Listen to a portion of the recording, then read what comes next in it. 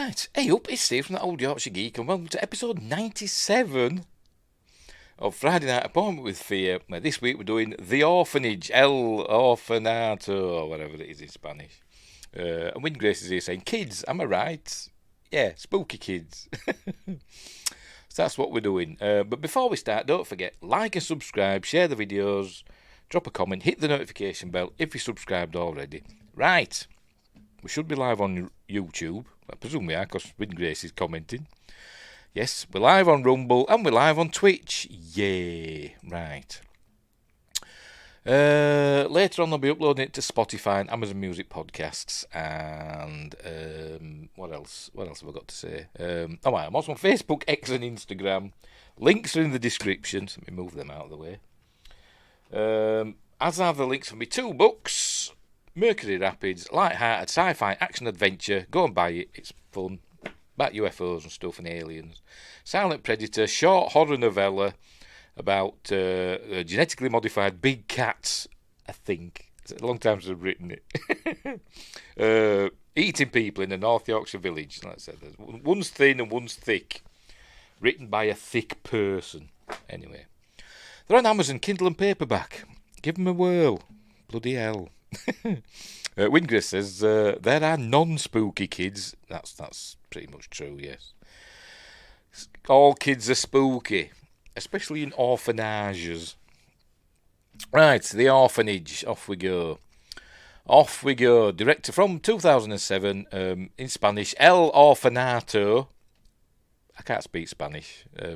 What's my Spanish? Por favor, ocho, which is 8. The only reason I know ocho is 8 in Spanish is because when I were, I don't know how old I was, probably about 12 or 13, something like that, I went to see Herbie Goes Bananas at the cinema. And in that, this little Mexican kid or whatever calls Herbie ocho because he's number 53 and 5 and 3 make 8. Spoilers. Anyway, so that's about it. Paella. Anyway, directed by JA Bayona, who I think went on to do Harry Potter and Prisoner of Azkaban, that one, which I think is the best Harry Potter film, in my opinion. Written by Sergio G. Sanchez. One of the producers it says presented by Guillermo del Toro. I don't know how much input he had into it, but he's not listed actually in the list of producers on Wikipedia for some reason. But anyway, so I'm guessing he's like an executive producer. Anyway, it stars, I'm probably going to mispronounce all these because they're all Spanish actors, because it's a Spanish language film. Belén Rueda, Fernando Cayo, Roger Princep, Mabel Rivera, Montserrat Carula, Andre Gertrudi, Edgar Viva, and Geraldine Chaplin. Well, I think does speak Spanish because she was married to a Spanish chap. She's the daughter of Charlie Chaplin. She's been in loads of stuff. You'd know her face. And it had a budget of €4.5 million, and at the box office it grossed €65 million. So it did well, and it was the best, highest grossing film in Spain for 2007, beating like Shrek, one of the Shrek films, and another one as well, but I've forgotten. Whatever else came out that year. Anyway, Wingray says, us younger kids know Ocho because of the movie Dodgeball, ESPN 8, the Ocho. Is that what it said on that? I've seen Dodgeball, but I don't remember that bit. I just remember him drinking pee. Because it's sterile and I like the taste. Is it sterile? I wouldn't think it was, but anyway, that's what Rip Torn said. It's good as Dodgeball. If you can dodge a wrench, you can dodge a ball. Anyway, right. Is that it? Are we done? Can we get on with the film? Right, so off we go. I'll make myself teachy tiny. But first, I've got to get rid of that. There we go. I forgot to mention. I keep forgetting to mention, don't I? I've got a Patreon page where I upload stuff. Some exclusive stuff like in Magical Monochrome and stuff like that. And there's early access things that are, are released on YouTube, a couple of weeks later. There's one coming up on the 29th of September, there's a list. My top 10 favourite Star Trek episodes, which you can watch on Patreon now for a small fee, or you can wait until the 29th of September and watch it for free on YouTube. Wingray says, I have incredibly low hopes for the Dodgeball sequel. I didn't even know they were doing one. It'll be rubbish, because they generally are, aren't they? Generally, comedy sequels are not usually as good as the original. What else we're saying? And there's merch. There's a merch store. If you go to the merch tab on my channel, you can get t-shirts like this, Friday Night Appointment with Fear. And there's other stuff with my face on it, and other daft things. Bloody Game, Bloody Hell Lara, etc. I'm going to do some more stuff as well, some more designs down the line. Right, that's that out of the way. Right, we'll get on with the film now. I'll make myself teeny tiny. Is it that one? Yes, it is that one. Or is it that one? No, it is that one. Right, so off we go. I shall add... Hang on.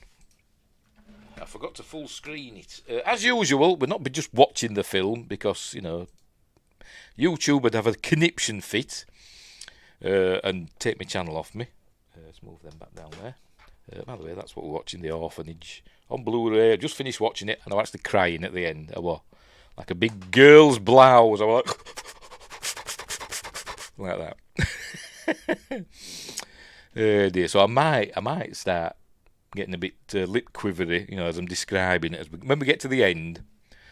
Anyway, we'll be watching it in the series of stills, maybe the odd, little clip-ette. But anyway, off we go. Anyway, so there we go.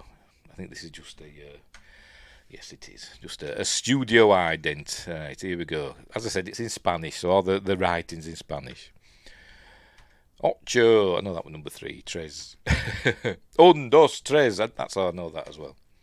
Right, we begin. We see some clouds, and we see there's like blossom or something, petals flying about. And then we see some kids playing a game. 1, 2, 3, knock on the wall. I've never heard of this game before, but it's kind of... what did we play when we were kids that were a similar thing? I can't remember what they called it now. We used to count to 3 and look round. People, the kids they could only move when you weren't looking. Much like the angels off Doctor Who. But anyway, she's doing that. This we learn. This is Laura, or Laura, as they pronounce it in this. This is like 30 years earlier from the main story. That's the orphanage there. In the orphanage in question, which was filmed in an old building in Llanes, Oviedo, Asturias in Spain. But not a lot of it were filmed there. Essentially, probably just the outside, and maybe like the looking through doors and stuff. 80% of the film was shot in the studio. They recreated basically the inside in a studio. But anyway, they're playing this game. There we go. And as we can see, there's these kids, these orphans. There you go, they're running off. We can see that some of them are disabled. He's got something wrong with his head or whatever, I don't know, but he's got some sort of bandage there. And there's a scarecrow. I don't really know what significance this scarecrow has, apart from it just being there and being a memory from when she lived there. We'll see it again later.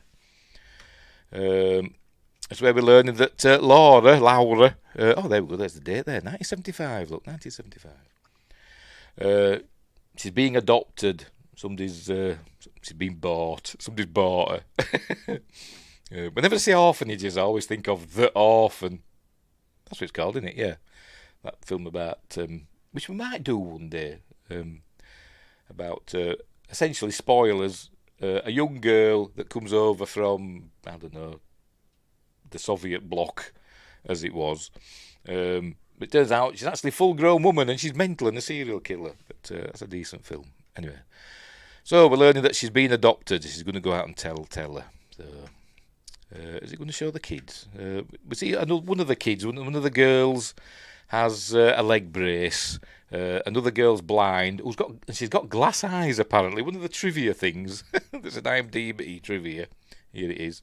When writer Sergio G. Sanchez told the little girl who plays the blind orphan that she had pretty eyes, she replied, "Oh, do you like them? I picked them out myself." What he didn't know, she was diagnosed at a very young age with a degenerative eye disease that was going to leave her blind. One of the last things her parents did while she could still see was let her see a big selection of glass eyes and choose the ones she wanted.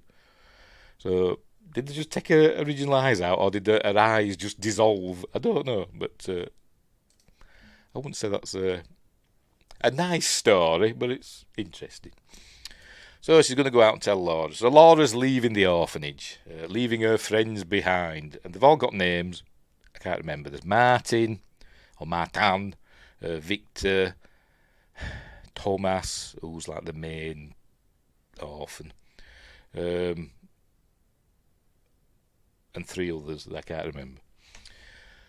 Anyways, there we go. Now we're in the intros. There we go. Guillermo del Toro presenta. He's actually in this film, apparently. I didn't realise till I read the trivia thing, so we'll see if we can spot him.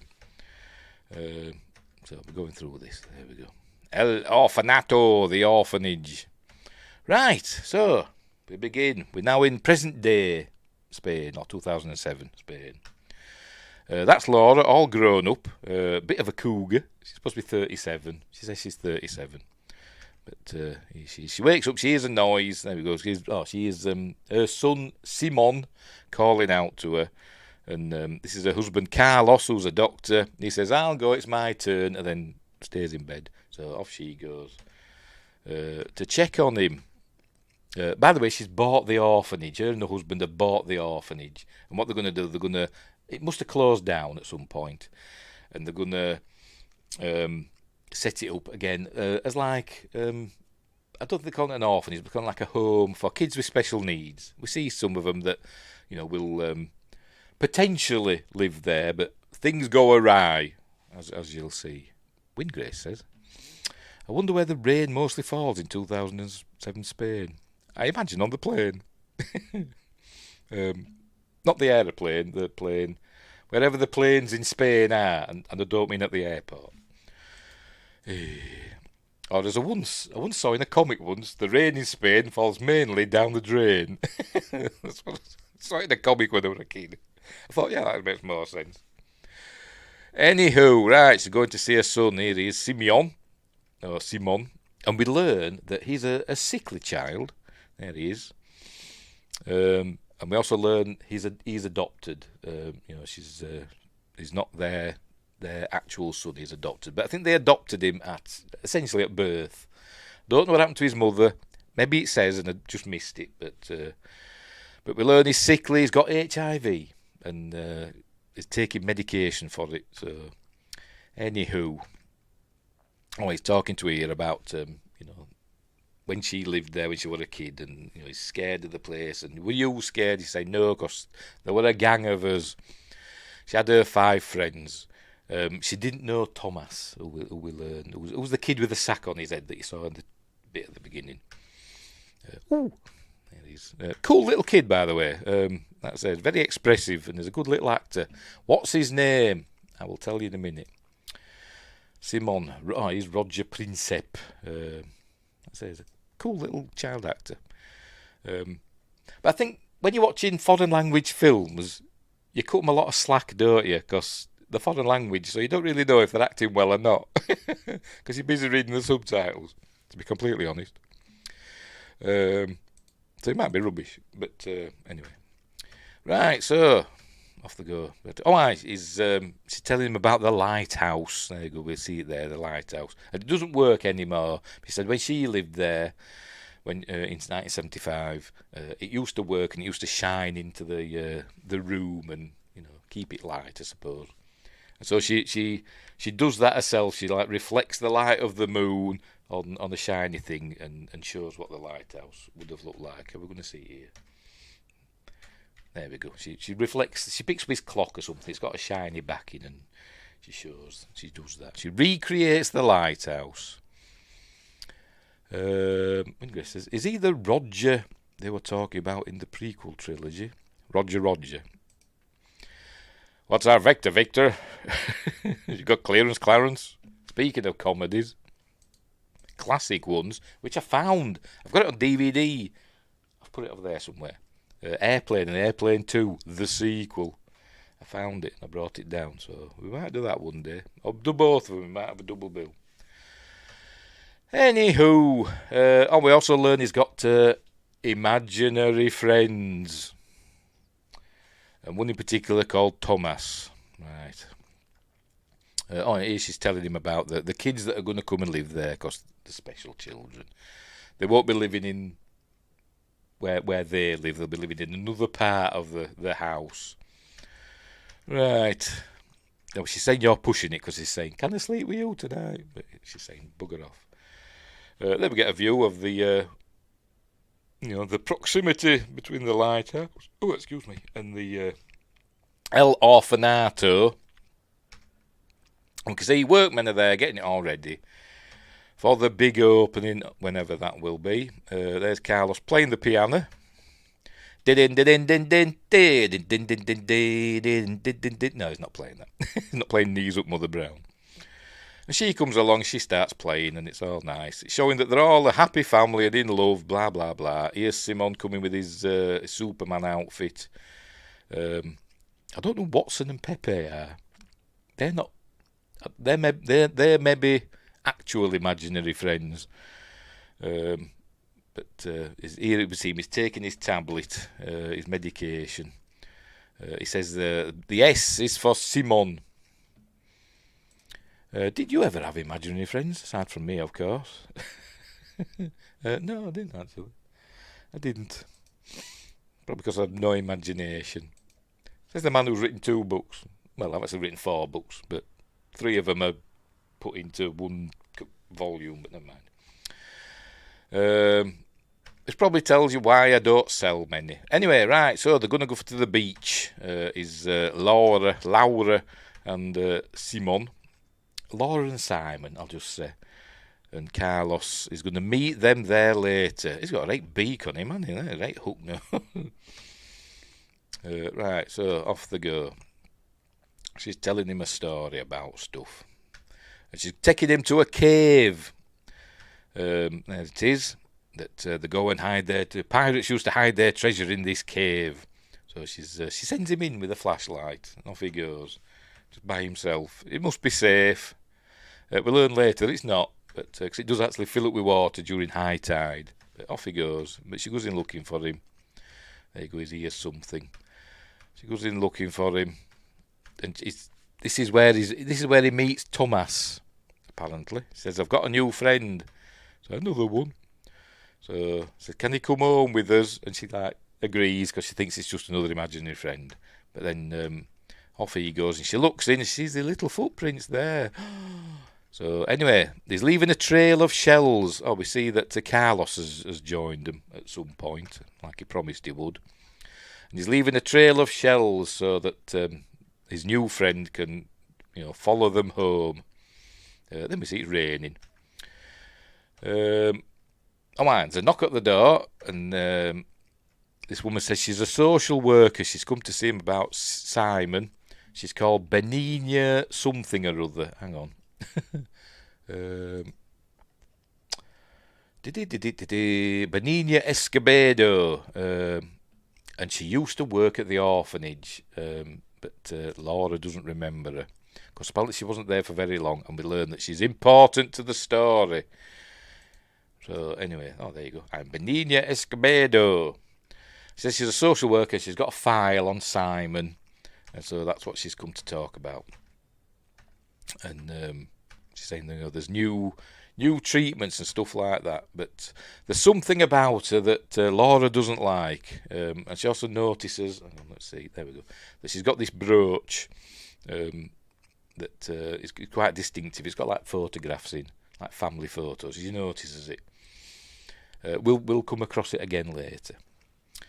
So anyway, and we also see she's got big thick glasses on. So anyways, there's something about her that Laura, there we go, shows the brooch there. Sorry, I'm just don't know who they're supposed to be. Family members, I suppose. But as I said, there's something about her that rubs Laura the wrong way. So she basically asks her to leave. And, she says, my husband's a doctor. We know all about the latest treatments. We'll deal with it ourselves, and basically boots her out. But keeps the file. And then we change of address, and I think it also shows us about his HIV. There we go, HIV positive. So anyway, she locks it in the kitchen drawer in the kitchen, where kitchen drawers are generally found. So anyway, then she locks it in there with a key. There we go. You see, she's got a key there, and she holds it tight because she hasn't told. Simon doesn't know that he's adopted, and he doesn't know, what disease he has. He just knows to take medication. Anyway, so there she sees him drawing. Right. So she wakes up again in the middle of the night. Can't remember what she's hearing. I think she's just hearing like this banging noise, I think. Obviously, Carlos... yes, I've just remembered. Carlos obviously doesn't wake... Well, he does wake up, so it's my turn, and he just goes back to sleep because, he's a terrible father. But she goes investigating. She hears this noise. It's coming from this outbuilding, which we learn has got like... it's like a crematorium. It's got like this furnace in.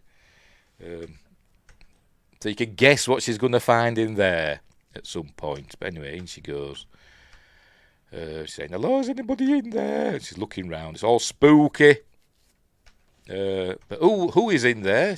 We find out. There she is. I forgot her name already. Benigna. She's in there with a shovel in her hand. And she just runs out. So she gets her husband up, and they go looking round for her. And she's carrying a big stick, and Carlos is saying, what are you going to do with her? Bash her head in? But anyway, he takes it off her, and he says, look, if we see her again, if she comes round again, we'll call the police. But, don't worry about it. There you go. Right. Next day. There she is. And he tells her, go and sleep with Simon. So she's in bed, sleeping with the kid. And there he's woke up it's morning. He's saying, can I wake up? She's still asleep. So he's prodding her and all that. Like kids do. Can I wake up? And she says, you are awake, but you can get up. So, there we go. So, up she gets. And then she goes to the front door. Don't know why, but she just does. Opens it, we see there's little piles of shells. So, Thomas has arrived at the house. There we go, little piles of shells. Right, so... as she's looking at those, a door slams upstairs. Because it's all spooky. Right, so she's doing some sewing now. Hang on, where is it? Is it? Yes, hang on. It's going to show us.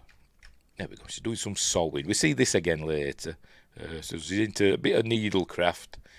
And Simon's reading Wendy and Peter. Or Peter and Wendy, whatever the hell it's called, Peter Pan, basically. He's reading that.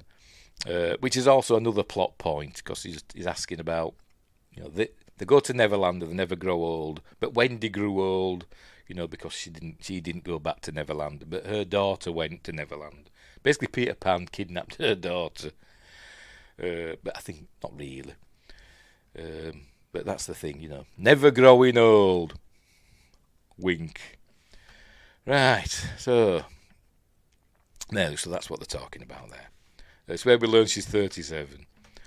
And he just says that, I won't grow old. Anyway. He's telling about his friends now, there's 6 of them. So we learn that they are, essentially, spoilers, they are her 5 friends. What did I do that for? Her 5 friends she had when she were there, her gang, and Thomas, who she didn't even know about. Right, so, anyway, what's she looking at there? Can't remember. She's looking at the drawing that Simon's done, and there one of them's got a thing on his head, but is it going to tell him the names? I don't think he does. But it turns out, they're her childhood friends when she lived there. So anyway, Oh, I now he's learning about the game that they play. Him and his friends play, and it's like a treasure hunt. So they take things from him, leave something in its place, and that something that they leave is a clue. And they're supposed to be finding these gold coins that an old man buried in the garden. I don't know, but that's what the game is. So he's going to go show. She's going to show her that he's got a treasure, and he says it's some gold coins. He says it's these gold coins that an old man buried in the garden. So he's got this box, this little chest. He gets that out, and he's got his things he remembers in it, like this El Dorado. It's an ice cream from Spain. He says the first thing I ate after having. Did he say his tonsils out? Yes, his tonsils. But anyway, there you go. He gets this little tin out and opens it for her, and she says, it's supposed to be gold coins. Says no, that they're teeth, they're milk teeth. So he says, oh no, they've left them there. That's the first clue. So there you go. The game starts. So they've got to go and I think that the clue over it's something else. Yes, because. Where they've got to look now is where she kept his baby teeth. So they've got to go there. So she can find the thing. There's sand in it. So she says, we've got to go to the beach for the next clue. And he says, no, it's all got to be, in the house, in or around the house. So they go outside and it's chucking it down with rain. So they go to this little sandy area, this little sandpit thing that's there. And then she digs something out. And I think it's a thimble, because he says you've got to go to your sewing kit. So in she goes running back in, leaving all footprints. And so they go to her sewing kit and they find this little, I don't know, religious thing there, like part of a cross, isn't it, of a religious icon or whatever. So they go running down. By the way, she looks super hot wet through. I think she does anyway. So there we go. It's in this. There's this little crucifix thing there. Not a little one, a big crucifix thing there, and it's that must be where the thing came from. So she goes and looks in there, and there's something else in there. There you go, a Matryoshka doll. So she goes and finds the main one. So they're going through all those. Then you find something else in the bottom of there, and it's a key. Remember the key she had not that very long ago? It's the key to the kitchen table. So he goes in. She's going to try and stop him, but it's too late. He's taking the folder out, but there is something there. I think it might be the coins. It might be the coins. Yes, it is. He takes the folder out. The coins come out. My treasure. She gets cross with him. Says you're not supposed to touch. That's not your things that are in there. And then he gets angry because he now knows it's the key to everything, essentially, yes, because he knows that he says, you've lied to me, you're not my real mother and I'm going to die and all that stuff. He says, Thomas told me this, because I don't think he'd actually read the file, but Thomas tells him this stuff. And he gets cross and runs off. So they're going to have a sit down with him now. There we go. They're having a sit down with some jam and bread. I bet that's blackberry jam, because blackberries play a part in this film later on. Don't know what that is, but with some orange juice. So they're going to sit down and have the talk with him, and they're saying, we were going to wait till you were a bit older, but if you have any questions, blah blah blah. So anyway, they tell him that he's got to take his medication, and and he says, what's this disease I've got? Why, am I going to die? He says, no, if you take your medication, you'll be fine. And he asks, if I stop taking it, will I die? And they said, well, no, it might take days or weeks or months. I'm guessing the medication he's taking, which is these massive tablets he's to take. There must be something that boosts his immune system. You see, if he's HIV positive, it must be something to boost his immune system. I'm guessing. I don't know. But they tell him that anyway. They said, we're going to look after you. We're here to look after you. Okay, right. So that's basically it for the talk. Now we're seeing the. This is going to be the, like, where the special needs kids are going to sleep. And I think this is where she slept when she stayed there. The new beds, obviously, but there's the bathroom. Yes, because it's like an open day they're having now. All the other potential kids that are going to stay there are coming. They're having an open day, like a party thing. But Thomas is in a bit of a mood. So she's saying to him, "Come on, it's time to go and meet the kids." And but he wants to take her to see Thomas's special house or little house or something like that.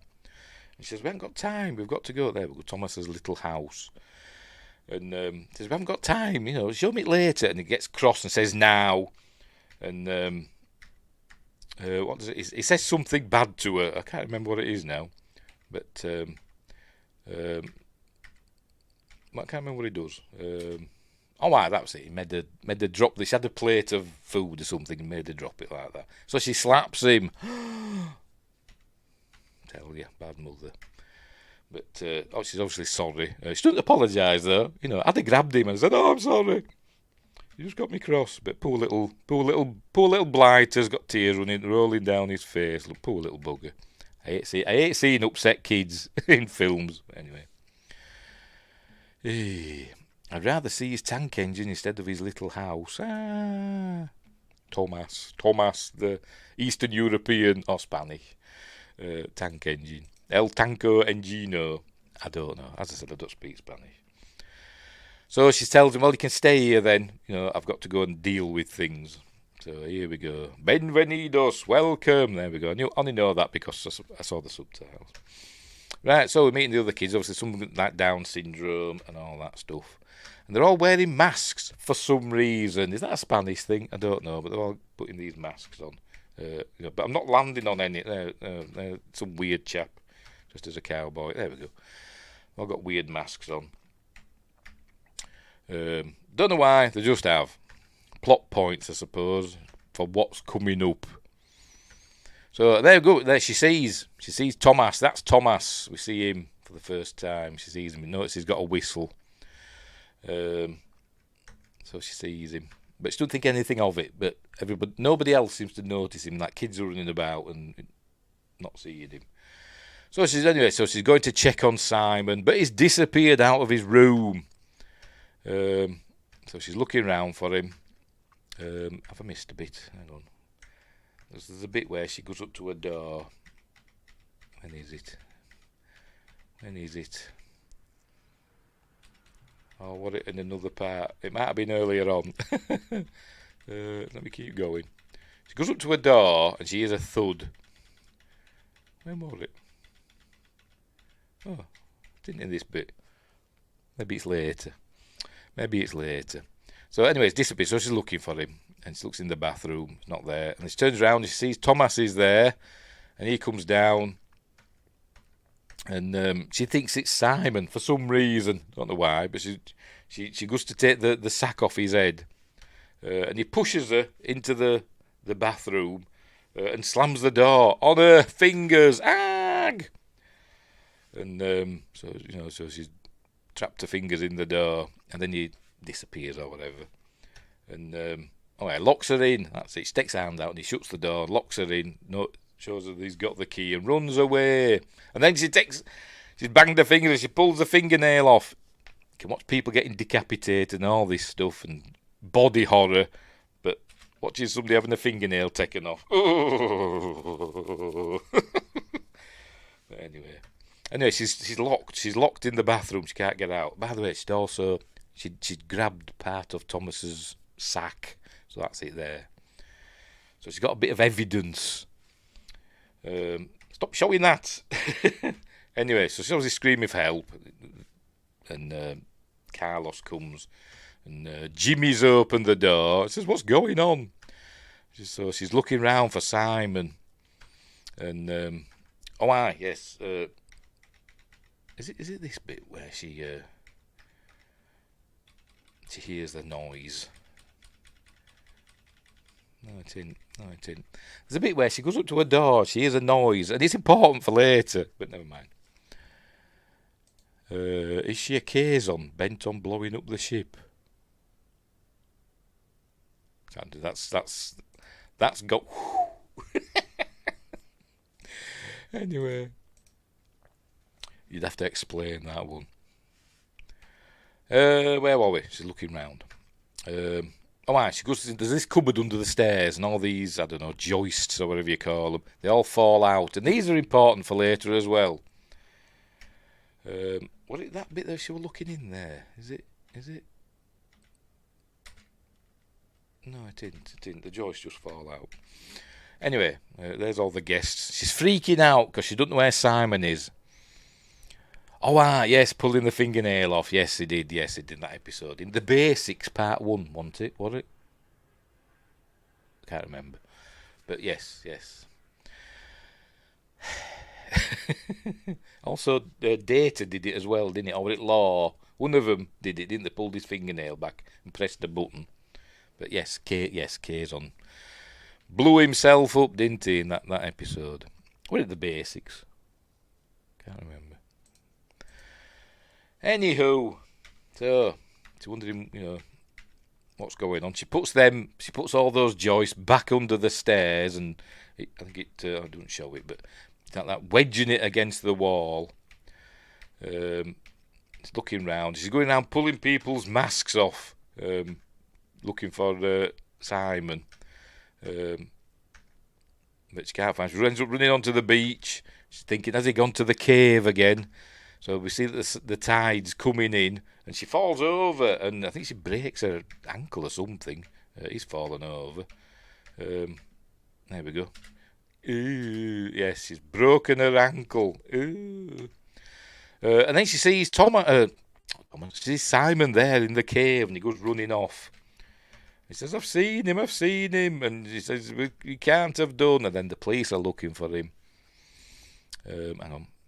Yes, he died so that Suda could, also die eventually. Suda saved everybody, didn't he? Anyway, that's something else. Right, the police are looking. They're in the cave now. Presume the tide's gone out. They're in the cave. Right, emergency department at the hospital. Guillermo del Toro's here somewhere. I didn't notice him first time, but maybe, I don't know. I don't know if we see his face. So she's in hospital. Obviously, she's going to have like a cast on her foot. Maybe that's the doctor there. That's Guillermo del Toro. We hear somebody saying, Carlos has spoken to the police, and they want to come and talk to you and all that stuff. So I don't know if it shows. Yes, there he is. That's Guillermo del. Looks different though, doesn't it? Is it? Is that Guillermo del Toro? Or is he just taking his glasses off and he just looks completely different? But apparently that is him. He looks weird. Looks more like Harry Knowles. Anyway, so they haven't found him. They haven't found Simon. He's disappeared. They don't know where he is. The police psychologist comes in. There she is, called Pilar. So, they're doing everything they can to find him, but, they don't know, what else to say. They're looking. They don't know what to do. I wouldn't have noticed him. No, I didn't either. It's no M. Night cameo, no, because he'd have been there front and centre, his massive face on screen, because he loves his cameos, doesn't he? I mean, they're not really cameos. He just gives himself parts in his film. It's not like Hitchcock, where he's in the background. You've got to look for him. It's kind of a game, isn't it, when you watch a Hitchcock film?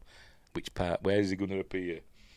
But he just gives himself, major roles in his own films. Anyway, that's by the by. But I do like M. Night Shyamalan films for the most part.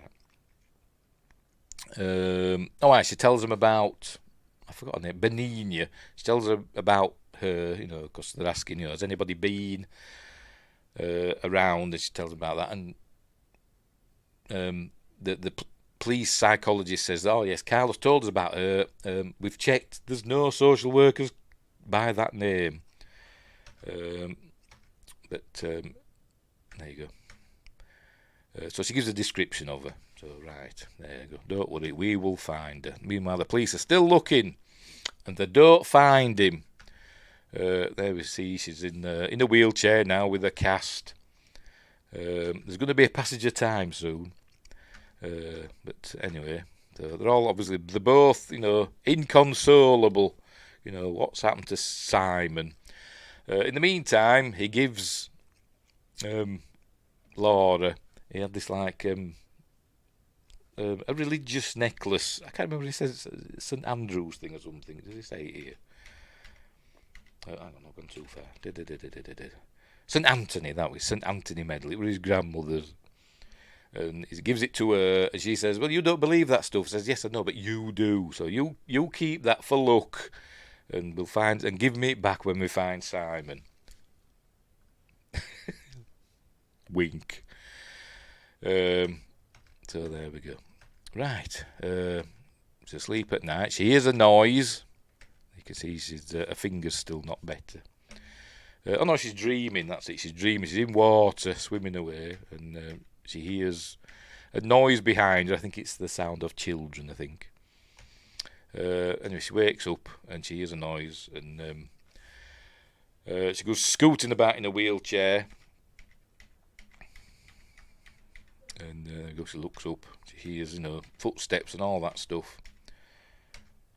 That's the bit where she's looking through a door. She hears like this thud or whatever, and it's a clue for what's actually happened. But she calls him out. Well, there's somebody in the house, and I think this is Simon's room, isn't it?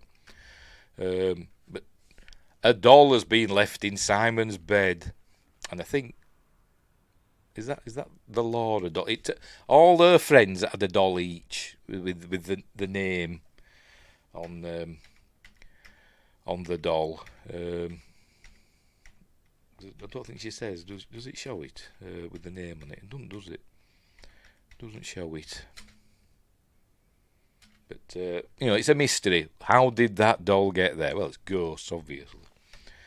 Right, next day. Is this the passage of time? A door opens by itself, spookily, just for spooky reasons. Then we're hearing there's a passage of time now. 6 months have passed, and we're hearing a news report. There we go. Simon Sanchez's parents feel more and more forsaken. But anyway, there you go. He disappeared 6 months ago, so obviously it's not looking good, is it? Considering, he needs to take daily medication, but she's convinced he's still alive. Anyway, they've gone to a group meeting here, presumably of people whose kids have disappeared or passed away. So, and she tells them that Simon had imaginary friends that she thinks are in the house now, and she thinks they've taken him, and that he's still alive somewhere. And anyway. So she's basically talking about ghosts, and then this woman here says, I saw my daughter a year after she died, and all that stuff. So there we go. Anyway, it's a bereavement group. There we go. So they basically got to tell her to, stiff up her lip and all that. But she's saying, no, I'm going to find him. He's alive. Right. Pardon me. Carlos is keeping his, his sighting reports and stuff like that on his wall. Right, so I think there's another passage of time now. That was 6 months, and then we jump to 9 months. I don't know if it's now or if it's coming up, but anyway, I think they're going into town for something. Ghosts are real though. Yeah, I've seen them. I've spoken about it before. Anyway, here they go. They're going into town. There we go, passing missing posters of the poor little kid. Here they are. I don't know where this is. Looks very nice. Doesn't look very Spanish, does it? It looks like somewhere in the Alps, doesn't it? But anyway, where is it? Where could it be? The beach, by the way, is the Playa de Andrin. Oh, that's in Lanes or Llanes. So maybe this is that town. It's Lanes. I presume it's pronounced Llanes. because that's the only other place that's mentioned apart from Barcelona, which I'm guessing is where the studio is. Anyway, it looks very nice. Anyway, it looks a very nice town. I'd live there. So they're going there. Here we are. They're sitting in traffic, waiting. There we go. She's got his. Presume this is. I don't know. I'm guessing is this Simon's? I forgot what they call it. You know, his weekly tablets thing. You know, his. I forgot. Dorset. His Dorset set. I'm guessing it is. I don't know. But she's looking at it. It's in the massive tablets that he's to take. There you go. All right, and he sets off. That's turned green. He sets off, but then there's an old woman crossing the road, and she says, it's her. It's Benigna. So she calls out, says, hey, Benigna. And then as she's looking, hang on, then she calls out to her. She turns round, for Pete's sake, and as she's looking, bang, she gets hit by a van. Why did the van see her? She was standing there for quite a while. It's one of those, movie things, off camera. It doesn't exist if it's off camera. If it's out of screen, off screen, it doesn't exist until it enters screen at high speed. And so screaming, ah! And she was pushing the pram, by the way. She was pushing a little pram. So he goes, after Carlos goes running over because he's the doctor. Yes, he could have been texting and driving, but it didn't show us that. But so he goes running over, and she goes checking the pram. We see the pushchair, whatever you want to call it, perambulator, underneath the wheels of the van, and we see that there's obviously a doll in it. Luckily, there was no kid in it, but she pulls it out, and we see that it's... it's not going to bloody show us, is it? Hang on. There we go. We see that it's a doll of Thomas. And there's a reason for that, which we're going to find out. Anyway, meanwhile, Carlos is trying to resuscitate Benigna, but he can't. And then we get a we get a look at. I landed right on that, didn't I? We see that she's all been. By the way, he's got blood on his mouth because he were giving that mouth to mouth, but he says no, she's dead. But as she's for Pete's sake. They've covered her head up. I keep landing on the bit where we're seeing all the gory stuff. She sees she's got a whistle, much like we saw Thomas had a whistle. So she picks that. Then Benigna suddenly comes back to life and grabs her. There we go. And then we see what's happened to her. Obviously, her jaw's been dislocated. It's quite gruesome, but will not linger. And then she dies.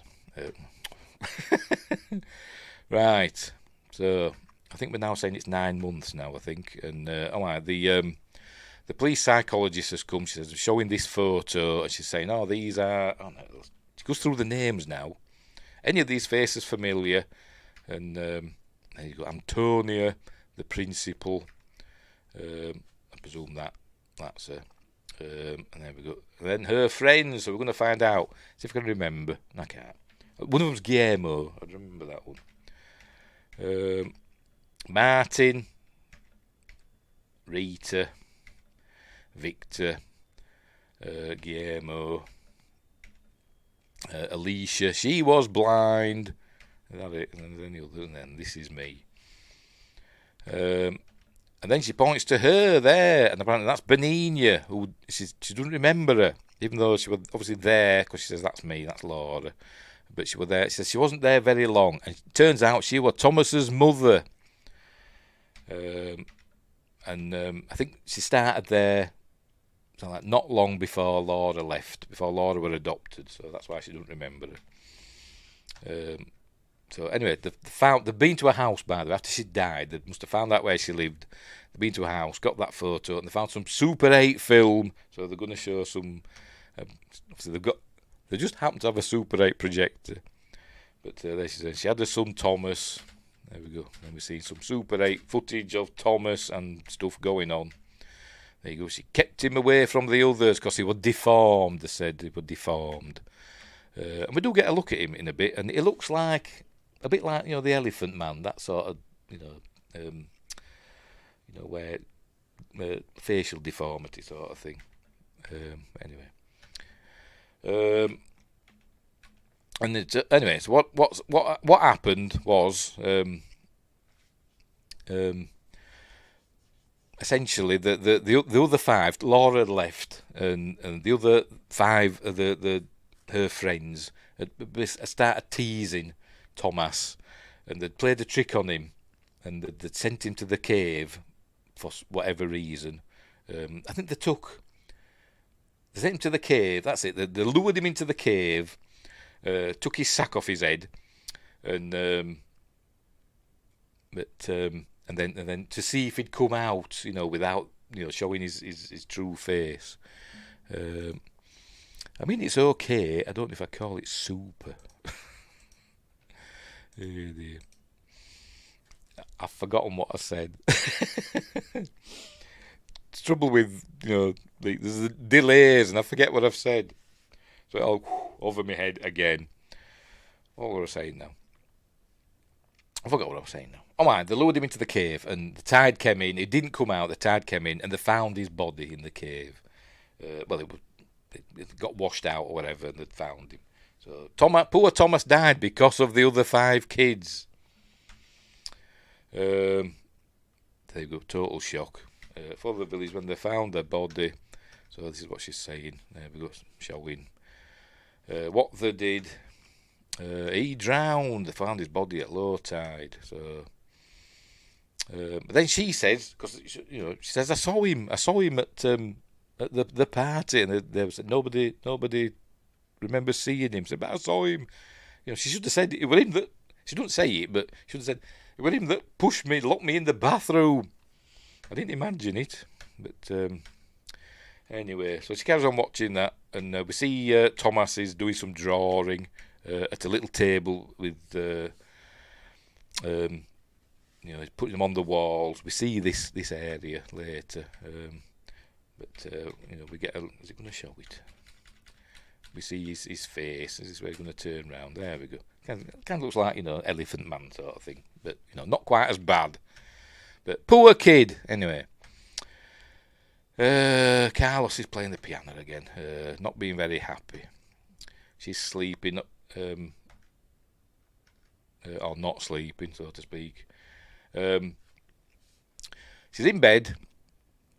Obviously, Carlos is not there. She's looking. I think she turns over. She starts talking.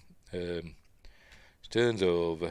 And she's just being quiet, and then we hear the door open. We think we see it. We see the door open, and somebody comes in the room and sits on the edge of the bed, and she thinks it's Carlos, and she's talking away about how she misses Simon and all that stuff, and she wasn't sure about it when they adopted him, and they called him their little 2 kilos because that's all he weighed when he was born. Which is 4.5 pound-ish, 2 kilos, and they didn't think he'd survive, but they did. He did, and all that stuff.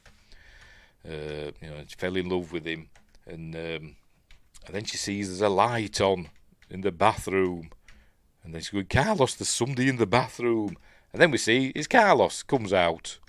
He comes out of the bathroom. He says, somebody were on the bed, and she says it's still warm. He says, yes, I know. I was just there. I've just been for a pee or whatever. But obviously it's gone. So one of the ghosts has sat on the edge of her bed, obviously. So there we go. Right then, I think we're at 9 months now, because I think she tells these chaps she's gone to a paranormal convention, and this fella's talking about doppelgangers who are heralds of death. But she goes and talks to him and says, I want your help. So she's going to get some paranormal investigators in, because she's saying that it's been 9 months since her son disappeared and things are happening around the house. So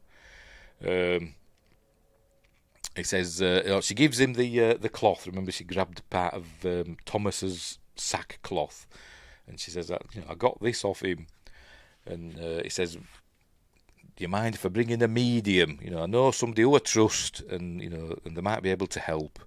So do you mind if I bring in a medium and the rest of his team? So that's what they're going to do.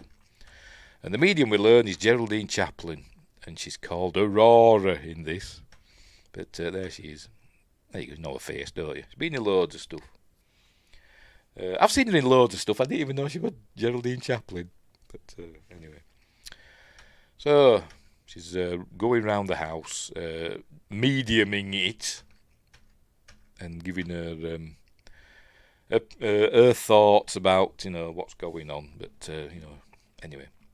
Carlos says the police psychologist wants to sit in on it. Do you mind? And she says, no, I don't mind. Cops are cool. Right, so it's night time now. So they're setting up all their equipment. They put cameras in various rooms. And what's going to happen is Aurora is going to essentially go into a trance or whatever, a mediumistic trance. And then she'll be able to see and hear the spirits in the house. So that's what they're going to do there. She's getting ready. And she's got an earpiece so they can talk to her. Pardon me. And she can tell them what she's seeing. Is that, what's that there? Oh, it's a doll. I wonder what it was. I thought, am I seeing a ghost live on film? It's a doll. One of the dolls that they're giving her to focus in. There we go. A psychic summoning she's doing. Right. So anyway, as she begins, we start hearing noises and the sounds of children and stuff like that. And she gets up, she starts wandering about. It's kind of like she's been hypnotised, because this fella, whose name I can't remember, Balaban, Professor Leo Balaban. Should have remembered that, shouldn't I? Because Bob Balaban's in Close Encounters, one of my favourite films. But anyway, he's like saying to her, it's all you're in a calm place, and I'm going to count down from 10 in Spanish. Ocho! I did it when it got to 8. I went, Ocho! And then you'll be able to see and hear what's in the house and all that stuff. So, right. Off she goes, wandering about the house. And then we start hearing, weird noises and stuff. And we see it on the oscilloscope. And, he's got a plan of the house, and he's going where he's doing a line where she's walking to. Anywho, she's wandering about, and then she gets to a certain door, and she starts seeing. There we go. We start hearing noises, and then she sees them at the end of the hall. So she goes to the door. I think it's the dormitory. I think, and then we can hear them crying. Hear the kids crying. See if it. Right, so anyway, we learn that, let me mute it again, the kids got sick, so I'm guessing somebody poisoned them. I think somebody poisoned them, but she goes in, and obviously we don't see anything. We're just hearing that, and Carlos and the police psychologist are not impressed. They think it's all fake, by the way. It's all been, faked by the tech people. But anyway, so they bring her out of the trance, and she's explaining what she saw. Everything was different. Everything looked as it did, back in the day. The lighthouse light was coming in through the windows and stuff. But she didn't see Simon. She couldn't make out, individual. She could see shapes and stuff, but she couldn't make out, particular kids, or she didn't know which was Simon. And they're saying, don't believe it's all a load of rubbish. Anyway, so she's telling her that sometimes when something terrible happens, it leaves an echo. We all know this, don't we? That's basic Ghost 101, isn't it? So now we see that she's a druggie or something, or ex-druggie, don't know, but whatever. Anywho, basically Carlos kicks them all out. They're saying they're gonna start asking for money. If you keep them around, they'll start asking for money, which is probably true, to be completely honest. But anyway, so he basically boots them out. Says, leave, and she's saying, but I need them. But they're going. So she goes and talks to her, and she says, basically, keep an open mind. Believe in all this stuff, and your answers will come, etc. So off they go. they leave, and Carlos starts taking down his stuff, and he's saying, "We've got to get out of this house. We've got to get away from here." I think he's now they're never going to find Simon. Is thinking, and they've got to come to terms that he's not coming back, and he's 99% certain that he's dead. He doesn't say this stuff, but guessing that's what's going through his head. He's admitted it to himself, but obviously Laura doesn't want to know. They're still talking about, what's just happened, and he's saying, it's all fakery. Doesn't believe them. They just want to contact the dead, and they'll not help them find Simon. They just want to see ghosts. But anyway, so he's saying to her, let's leave this house. But she says, I can't. So she says, well, if you want to go, you go. But he doesn't yet. Right, so she's fed up, look, and she calls out. That's it. She calls out. She says, give me a clue. What's going on? And then when she says that, where are you? And she says that, this window just smashes like that. Just smashes. And so with that, I'd have just looked at it and said, cranky, that window's just smashed. But no, she has a brainwave, and she looks underneath this cushion, and I don't know how she didn't know it were there, but maybe she'd just forgotten, she just remembered. But there's like I don't know what they call it, like a trunk or whatever, and she sees the names of her, for God's sake, the names of her and her friends, with their dolls underneath. They're going to show it. There we go. Martin, Victor, Alicia, and the others. I think there's Laura as well. So had she just forgotten about that? Don't know. But she gets all the dolls out, and there's also a photo. So there we go. There's a photo there, a modern one. So she's like, "How did that get there?" So she realises that it's a photo of her and Simon. Probably, when they just arrived at the orphanage, I'm guessing. I don't know. Don't know who took the photo. I presume Carlos took the photo. But what's it doing in there? So now it's the game, isn't it? It's a clue. So she's got to go and start following the clues. So she gets the photo album out, and in the photo album she finds a rose pressed in the pages of the photo album. So she goes out to check the rose bushes. And in the rose bushes, she finds whatever she finds. I've forgotten. I think you remember that sewing thing she was doing that needlecraft. Yes, it's that. Look, she finds that's been put there.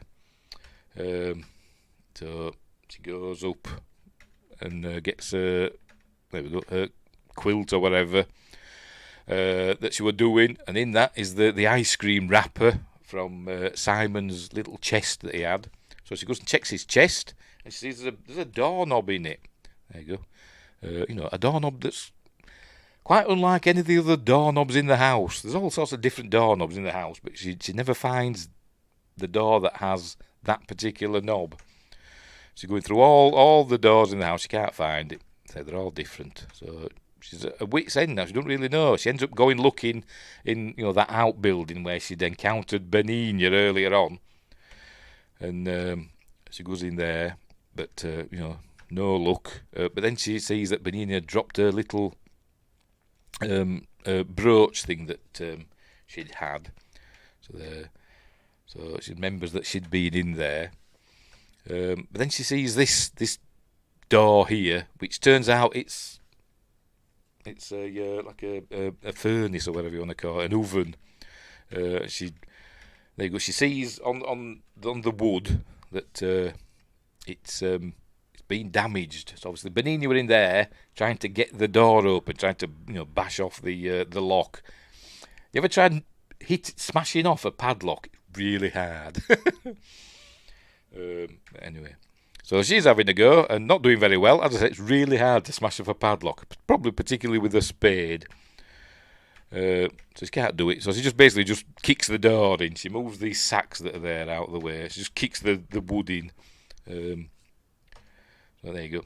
And a foot must be better now, by the way. A leg. We'd seen her limping on it. When Benigna got knocked down, we saw her sort of like run into the van to check the pushchair, pram, whatever you want to call it, and we saw her limping. So I'm guessing her leg's all better now. That's it's 9 months now. So anyway, so here she is looking in there, and she sees some sacks in there. There you go. So she's found a lantern. There's some sacks in there. I'd be like thinking, oh dear. But anyway, let's just make sure we're still going, by the way. Make sure we're still going.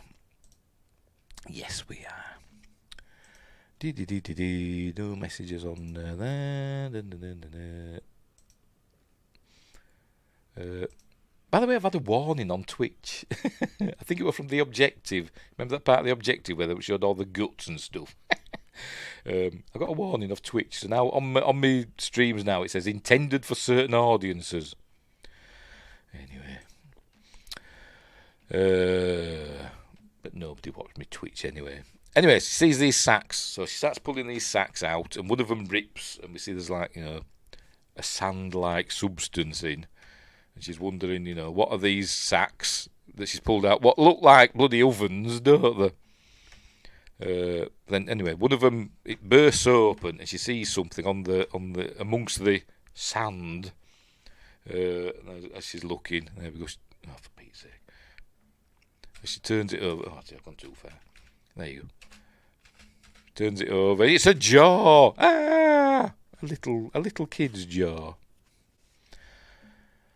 Sand, that's why what we saw earlier in the movie. Well, because it's not sand, as you learn that it's not sand, it's ash. So she's like she basically just starts ripping open all the other bags because she's thinking, is Simon in here? And so she opens up all the other bags and she basically finds 5 little skeletons. There we go. What's that? Oh, that's Martin. So this is getting all covered in the stuff, look. It's not sand, it's ash. It's people. I'm covered in people. I'd be freaking out, me. So, there you go. And as we see, hang on, let's go back a bit. She finds more. There we go. One of the girls had a leg brace, and we see that one of the others, hang on, there we go, had, was it something like a mouth thing? In that, I thought it was a bandage outside of his face, but I think it's like mouth braces or something like that. And there we go, a little rib cage.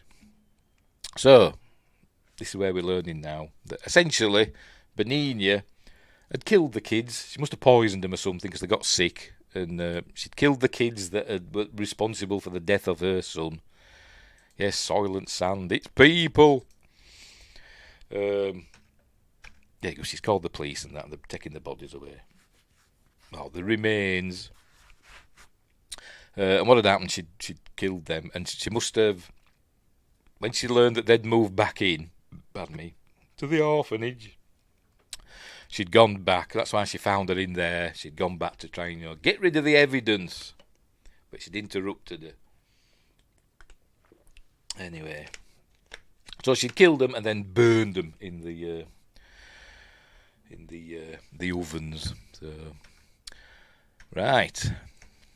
And she's is this the 8mm film, or is this supposed to be a memory? I don't know. But you see them all eating blackberry tart or whatever the hell it is. Yes, it's the 8mm film. So you see the projector there.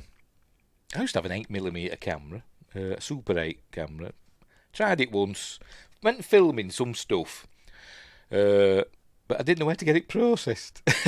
And I went to one of the photography places in town that says, we'll convert stuff to, DVD and stuff like that. So I said, I've got this 8mm film. Can you do that and convert it to DVD for us so I can watch what's on the thing I've filmed?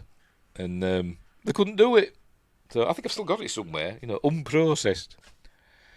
But anyway, whatever. But why would she just leave their remains? Seems a bit less than smart. Well, like I said, she got interrupted, didn't she? But she never went back, did she? So I thought she'd have gone back at some point. Maybe she just got scared off, and maybe she just thought, whatever. Maybe she thought because she couldn't get in, maybe she thought it was safe and nobody'd ever go and find it, and all other sacks and stuff had been piled up in front, so maybe she thought, whatever. Because she was knocking on in years, so she probably thought she'd got away with it.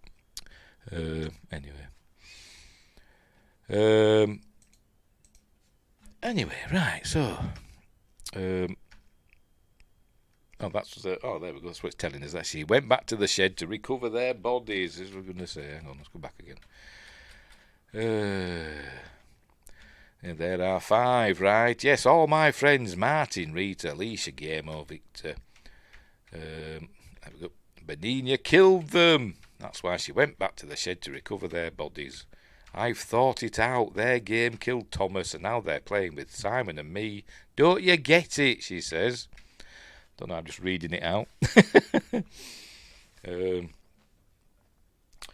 Anyway, so she's thinking still that Simon's still alive somewhere. And he says, I don't know how to play. But he's saying, no, we've got to leave. And she says, I can't leave. Just give me 2 days. He's saying, I won't live here. And you're not staying alone. And then she says, give me 2 days. So off he goes, leaving her. I presume he's going to come back in 2 days to pick her up. But, so she's on a mission now. The 18 music comes on now. Because she's doing stuff. It don't, I'm kidding. She's washing bedding and stuff like that. And she's moving all the beds out. She's dismantling all the new beds that they've put in. And the old beds must have been in the cellar or something. I don't know. But she gets rid of them, puts all the old beds back up. She's got all the bedding that they had, which she's just washed it. And basically set it all up as it was when she was living there. So now she's waiting there. She's even putting the uniform on that they had at the time, which obviously were just left there as well. And she's been to pick some blackberries from the woods. There you go. So there you go. She's all getting ready. And then she rings the bell, calls for the kids to come in, and she's going to go wait for them now. There she's waiting. There you go. The table's set with blackberry tarts and blackberries in a thing and whatever that is. I don't bloody know. And the dolls, all the kids' dolls in the seats. But obviously nothing happens. Nothing happens.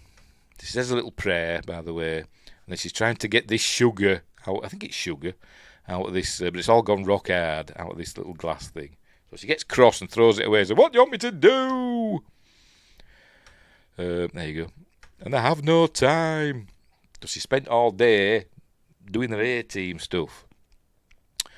Anyway, so she said, right, you want to play, don't you? She suddenly realised they want to play a game. So they're going to go and play that 1, 2, 3, knock on the wall. They're going to do that. So they're doing it. So she starts doing the 1, 2, 3, knock on the wall. And I think the second time she does it, we hear the door open. She looks around, there you go, the door's open.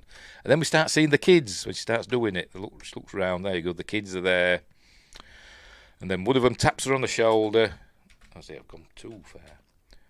There you go, taps her on the shoulder. 1, 2, 3, so she's got to go running after him now. But she don't go running after him for some reason. She goes running after somebody else. Because he disappears to the off-screen to the right, but she doesn't go after him, and he was the one that tapped her. See, she goes that way. Maybe you can't get there. Maybe he could because he were a ghost, but maybe, I don't know. But she goes after, she chases after, is this the blind lass? How does she know where to go? I don't know. She mustn't be. She must be one of the others. Do you think the blind girl will just be standing there? So I don't know where to go. But anyway. She follows her. There she goes. She goes into the this cupboard under the stairs. She goes in there. And Laura goes in. Obviously, she's not there anymore. Ghosts. So she's looking for her. But then something keeps shutting her in. The door swings shut, and she opens it again and starts looking round. Then the door swings shut again. So she's obviously thinking, there's obviously something in here that I'm supposed to find. So she starts looking round. Oh, and she notices the doorknob on the inside of the cupboard under the stairs is the same one she found in Simon's little chest. So obviously something in here has got that doorknob. So she's looking round. Just giving us a shot of the St. Anthony's cross that's there for whatever reason. Anyway, so here she is. So she's got to look round. There you go. The light comes on. All these joists or whatever. Cause remember the workmen had been there. Well, they saw them there that one day. Don't know where they've gone for the rest of the time. And, but anyway, so she's looking around, moving them out of the way. Clonking them about. And then she sees in the wall. There's like she's tapping on the wall, and she hears a hollow part. And then she notices that there's a little hole. She moves all the joists out of the way like that, and she sees there's a little hole. She starts tearing. There you go. There's the hole. She starts tearing the wallpaper off. You can see it. You don't need to tear the wallpaper off, but she starts tearing the wallpaper off, like we saw at the beginning of the film in the credits. She sticks the handle in the hole, and it opens a door that leads down into a spooky basement that she just goes down just straight away. And I'd been like, "Hello? Anybody there?" Echo. That'd have been that. There's got to be a torch here somewhere. I'm not going down there in the dark. But she does, because she's brave. And she's not scared of no ghost. But we see one in a minute. By the way, it's massive. Look at the size of it. It's like the Bat Cave. Anyway, she comes down. And she turns on the light. Sees in a minute. And we see something run past camera. Ghost. And it turns on the light, and then we see one of them standing behind her. A minute. Well, we did. So it's not bloody showing it now because it's stupid. The light flickers. Oh, for God's sake. Why is it not showing? Oh, there we go. I thought we're having a Mandela effect again then. But there we go. One standing behind her. When it flickers, disappeared. There we go. Gone. Anyway, we learned that this is Thomas's little house that Simon wanted to show her. He finds all Thomas's drawings. Look, he's been drawing his friends. But anyway, so she's looking round, and she finds Simon, and he's alive. They're going to show us. There we go. I'll get you out. He's alive, by the way. There we go. You're freezing. He does speak. Oh, for Pete's sake. There he is. She gathers him up. And she's saying, I'll get you out. Imagine, and then she said, close your eyes and imagine this is all a fantasy. It's a nightmare and everything will be okay. But then the light changes. As all this is happening, she's holding him in her arms. She's got him gathered up. And the light changes in this scene here. We see it's kind of like nice, glowy, reddish hues. And then it goes to like a kind of there you go, a bluey, greeny hue. And then we see that she's not got hold of Simon at all. It's just a dressing gown or whatever, a blanket, as we see. There you go, she drops it on the floor. There you go. It is not there at all. But then she looks round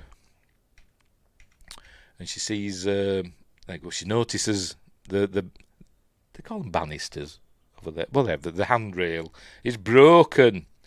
And then she looks down and she sees, there you go, looks like, is that Thomas there? Is that Thomas with his sack on his head? So she's like, but she thinks, hang on, it can't, because Thomas died on the beach, didn't he? In that cave. So she's coming to realise what's happened now. So she starts having these little flashbacks of what happened. I want to show you Thomas's little house. There you go. And then see all the other things that happened. Her looking in the door, and she hears a bang. There she's moving the joists and stuff. That were earlier on. Yes, she'd moved the joists. They'd fallen out, and she moved them back in, trapping Simon down in Thomas's little house. So he couldn't get out. But and then. Is it going to show when she's looking? She hears a bang, and that's obviously when he fell off the band through the handrail and fell, probably bashed his head or whatever. So anyway, so she realised this is Simon, so she takes the sack off his head and just actually show him. Actually, I didn't think they'd show a dead kid, but it does. It doesn't linger on it, but she's like, no, there he is, been there for 9 months. So poor Simon is dead, so she's not very happy. So she gathers him up, It was showing us the house, all empty. We're just hearing her wails, because it's all sad. So she gathers him up, there we go, takes him up to the dormitory, saying, I found this isn't fair. And then she starts taking the tablets. Remember, she had the Dorset bag, not Dorset case, whatever you call them, with all, presuming they're his tablets, I don't know, but she starts taking them, lots of them, one at a time. Just swallowing them. Oh, she's one of these that does that, she swallows tablets. She can't just swallow it. She's got to throw her head back because she thinks she's a bloody alligator or something, that doesn't have a swallowing mechanism. Anyway, so she's doing that. And then we see the San Antonio. What's St. Anthony, the patron saint of? I have no idea. Kids? I don't know. Doctors? I don't know. Let's have a look. I'm going to look it up because I'm curious now. St. Anthony.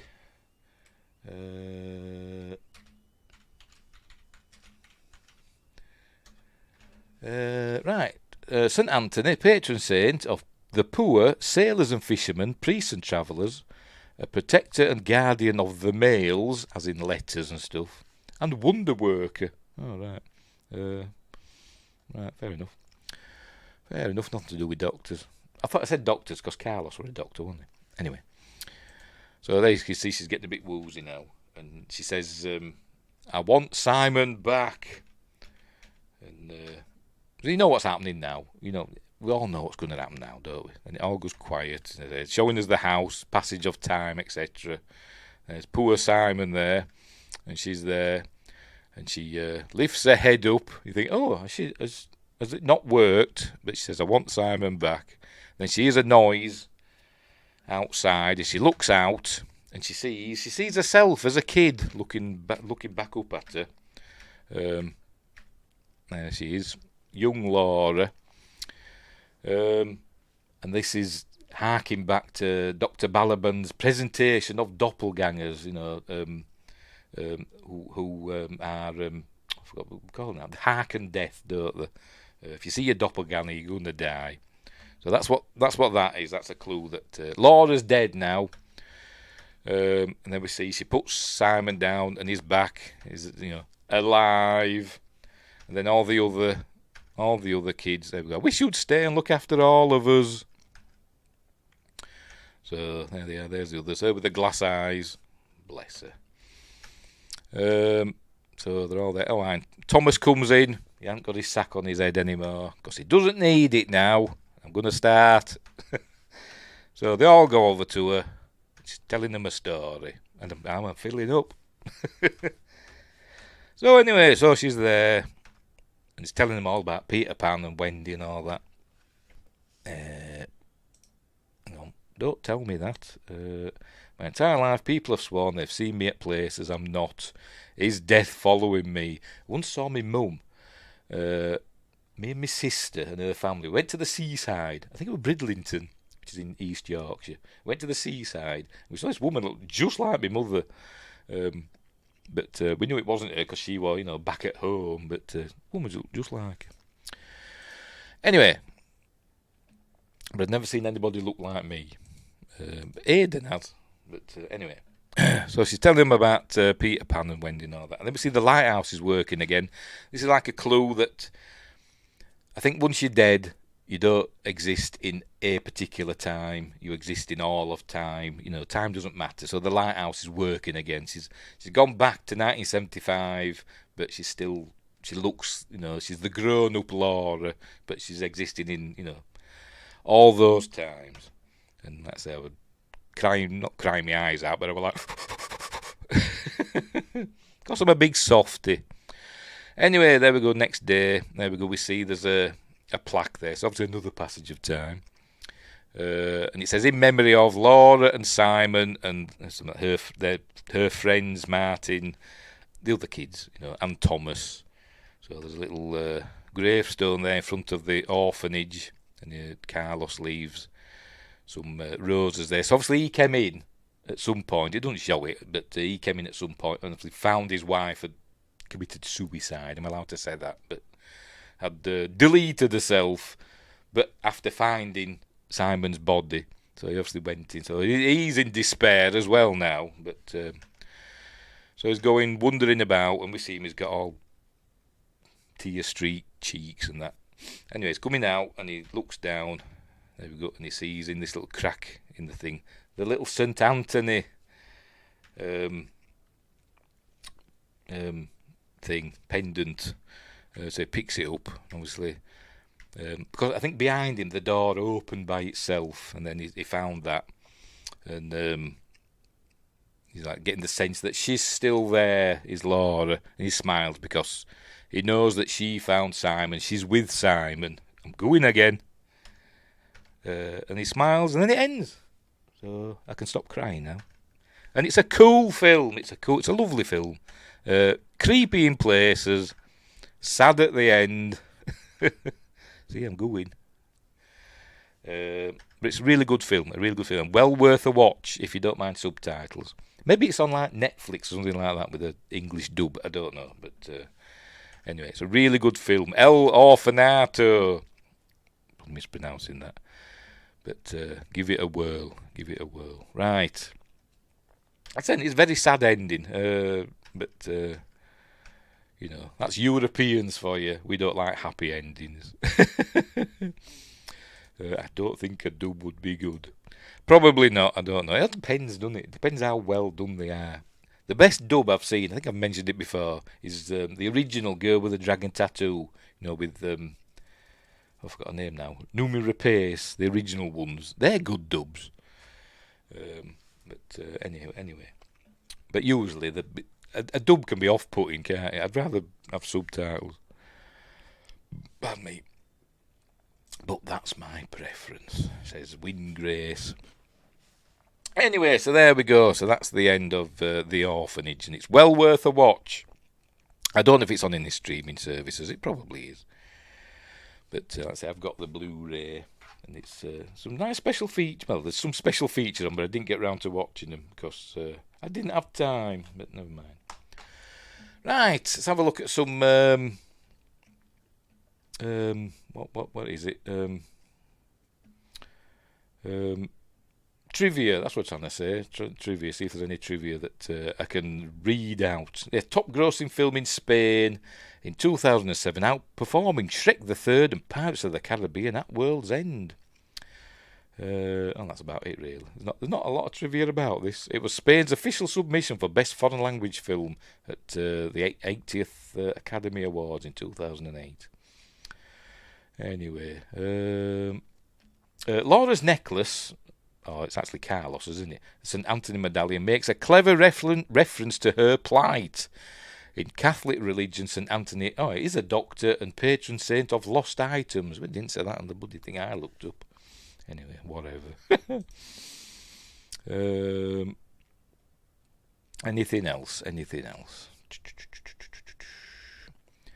Here we go. The medication's name, trankimazine. I'm probably saying that wrong. Trankimazine. Laura ingests contains alprazolam, a sedative of the same family of drugs called benzodiazepines, from which diazepam is a part of. That's like an epilepsy drug, isn't it? Diazepam. I'm sure it is. Anyway. I didn't notice that. When Laura and Simon walk on the beach, Simon's footprints vanish for a few steps before reappearing. This is foreshadowing. I never even noticed. Anyway, never mind. Right. Hang on. Short of a Babel fish, of course. Well, yes. They'd all be useful with Babel fishes. Right, anyway, we'll leave it there. We're all done. There we go. Right, so what's coming up next? So we're on Friday. Monday. Hang on, I'm dropping things. I still haven't found my box set, by the way. Monday, for Magnificent Mondays, we're doing, not Xena, where are you? Buck Rogers in the 25th Century, the movie. The pilot episode, but that were a movie. And as I said, I've got the box set of season 1, and I can't find it. I've put it somewhere safe and I don't know where I put it. But I do have that I got free with a magazine. Got Xena the Warrior Princess and Buck Rogers. So that's on Monday. And next Friday is Friday Night Appointment with Fear, episode 98. It's going to be a Quatermass double bill. We're going back to the 1950s. I think 1955-ish. I don't know. I'm not sure. But the Hammer versions of the Quatermass Experiment, with emphasis on X, and Quatermass 2, which is a pretty good, both of them pretty good sci-fi horror things for the 50s. So that's what we're doing next week. Right, we'll leave it there. We will leave it there. So, thanks, Win Grace, for keeping me company. I think there were only you tonight, wasn't there? Yes, there was. So, thanks for watching, and wherever you are, don't have nightmares, look after each other, and until next time, I'll say the